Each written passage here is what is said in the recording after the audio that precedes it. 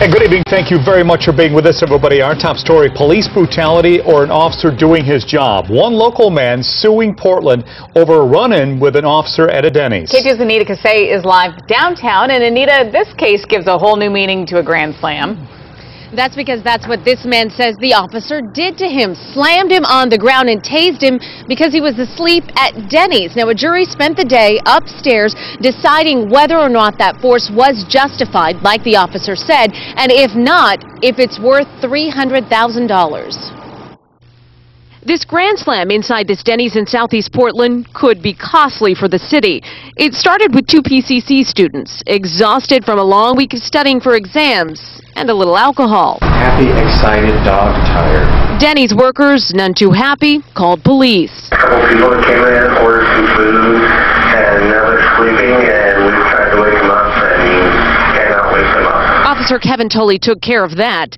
Jason Elgin's version, he was startled awake and confused. What's happening? What's going on?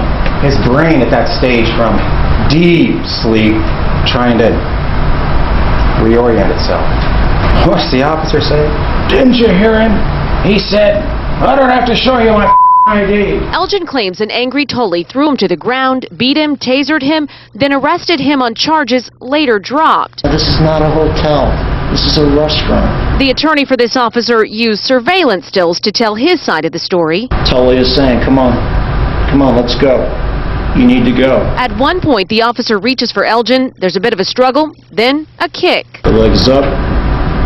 See that? You can see the flash of the white flesh, and you can watch the blue of the uniform being pushed back. The officer pulls Elgin out of the booth, onto the ground. There's a small scuffle, and Elgin tased. Mr. Elgin said, if I was in my right mind, I wouldn't be fighting with a police officer. This is a stunning refusal to take personal responsibility for his actions.